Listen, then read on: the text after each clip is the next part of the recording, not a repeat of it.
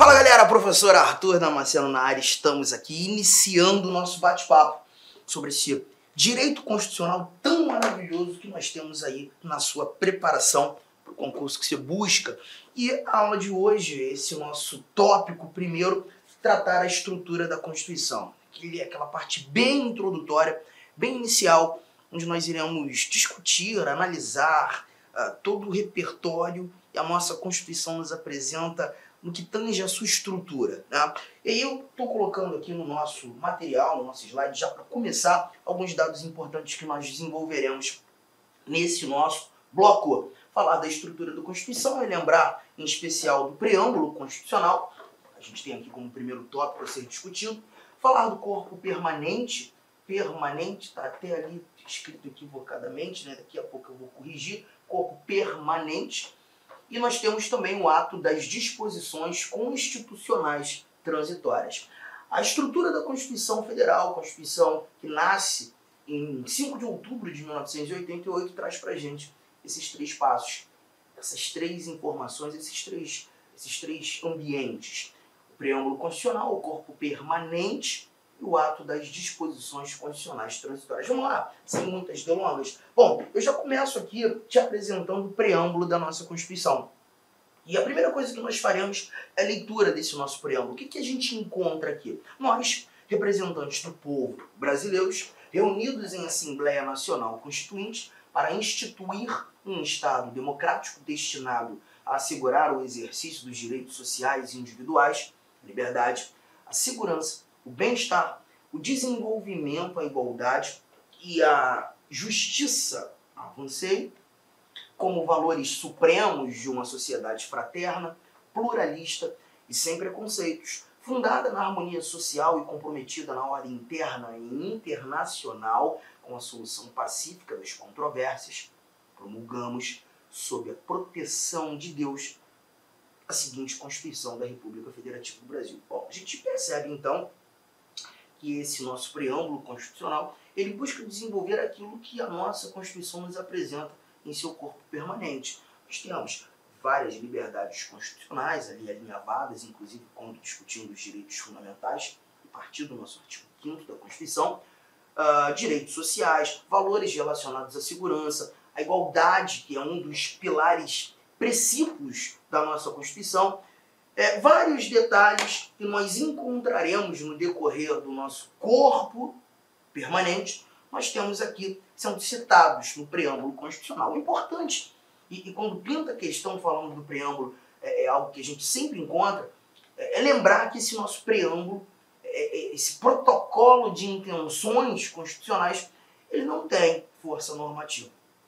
Quando nós analisamos esse preâmbulo da Constituição, nós não estamos tratando de um ato constitucional ou de uma norma constitucional que goza de supremacia constitucional. Não há força normativa, não há normatividade no preâmbulo. Aqui, pelo que disse e como disse, apenas um protocolo de intenções. O Constituinte buscou aqui apresentar apenas as intenções dele próprio, Constituinte, em definir as normas constitucionais no corpo permanente, como se fosse um índice, apenas um índice. O que eu costumo, inclusive, trazer, até para tentar ambientalizar ou tornar isso mais lógico, é que o preâmbulo nada mais é do que um índice de um livro.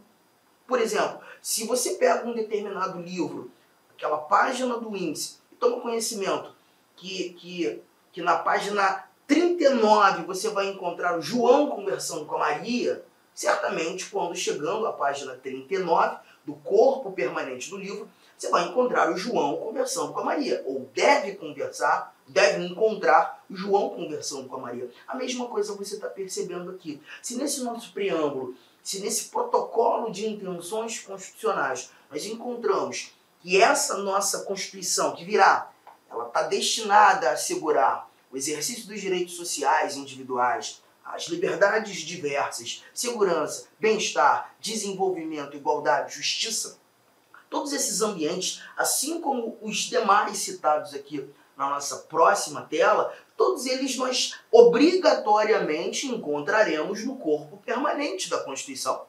Porque temos aqui um protocolo de intenções. Tá? Importante, gente, o O preâmbulo não tem força normativa. E quem nos traz essa recomendação de não ter força normativa é algo pacificado há anos, mas muitos anos, o próprio Supremo Tribunal Federal, quando entendendo, salvo engano, em 1989, a Constituição do Estado do Acre, em seu preâmbulo, não cita sob a proteção de Deus. E por não ter citado sob a proteção de Deus, num determinado momento se discutiu essa omissão, ela ensejaria uma inconstitucionalidade. Aí a gente vai lembrar que lá, quando estudando controle de constitucionalidade, nós temos as inconstitucionalidades que decorrem de ações, mas também temos inconstitucionalidades que decorrem de omissões. A falta do sob a proteção de Deus se discutiu ser uma inconstitucionalidade por omissão, pois, pelo caráter da simetria, a Constituição do Estado do Acre deveria apontar e não apontou. Só que o Supremo entendeu naquele ambiente, naquele contexto, naquela situação, caso concreto, que a falta não geraria ou não deveria ser ali estabelecido como uma inconstitucionalidade por omissão, porque o preâmbulo da Constituição ele não pode ser usado como parâmetro de controle de constitucionalidade. E por que não é utilizado como parâmetro de controle de constitucionalidade? Pelo simples fato de não haver nesse preâmbulo a força normativa necessária para que o controle de constitucionalidade aconteça. O preâmbulo não tem força normativa. Não é uma norma constitucional dotada de supremacia. E esse é apenas o primeiro dado, o primeiro tópico. Mas avançaremos, né? Quando nós chegamos agora a olhar para o corpo permanente, aí sim, aí você vai encontrar o texto efetivamente constitucional, genuinamente constitucional, com normas permanentes que nos apresentarão a força normativa. Aqui, nesse corpo permanente, nós encontramos efetivamente as normas que nós utilizamos a título de controle de constitucionalidade, como paradigma de controle de constitucionalidade. Essa nossa Constituição, esse nosso corpo permanente, ele é dividido em 9 títulos. A Constituição vai apresentando os seus títulos, 9 títulos. E é interessante também nós levarmos em consideração que não necessariamente precisamos estudar o título 1 e o título 2 para chegarmos ao título 3.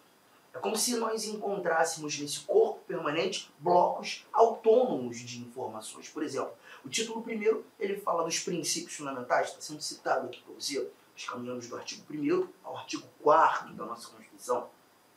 O título 3º, ele já vai tratar da organização do Estado. Momento em que nós iremos conversar sobre as competências da União, as competências dos Estados, as atribuições dadas aos municípios e ao Distrito Federal, e assim por diante. Então, na realidade, são blocos, espaços e autônomos que tratam de valores que, obrigatoriamente, aos olhos do Constituinte, precisaram estar na nossa Constituição, né? E aí a gente vai agora conhecer um pouco desses títulos. O primeiro título disse aqui, ó, princípios fundamentais, do artigo 1º ao 4º. Coloquei um textozinho aqui, ó, temos os fundamentos sob os quais constitui-se a República Federativa do Brasil. É nesse nosso primeiro título que nós encontramos os fundamentos da República Federativa do Brasil, o princípio da tripartição dos poderes, tratar dos 3 poderes que temos independentes e harmônicos, falar também dos objetivos fundamentais da República Federativa do Brasil, o artigo 3º, e o artigo 4º, os princípios que regem as relações internacionais do nosso Estado-Maior. E avançando, chegamos aqui ao título 2, um dos mais importantes, qualquer que seja a preparação que traga o direito constitucional. Aqui nós encontramos os direitos e as garantias fundamentais, do artigo 5º ao artigo 17.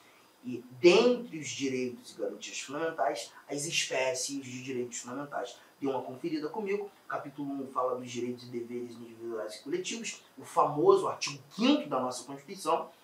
O capítulo 2, os direitos sociais, nós temos do artigo 6º ao artigo 11, que trata genuinamente dos trabalhadores urbanos, rurais, fala sobre a liberdade sindical, fala sobre muita coisa atinente a esse ambiente que vai exigir essa igualdade material, tratamento diferenciado para quem precisa ser tratado de maneira diferente. Capítulo 3, a nacionalidade, um dos temas mais gostosos de nós estudarmos.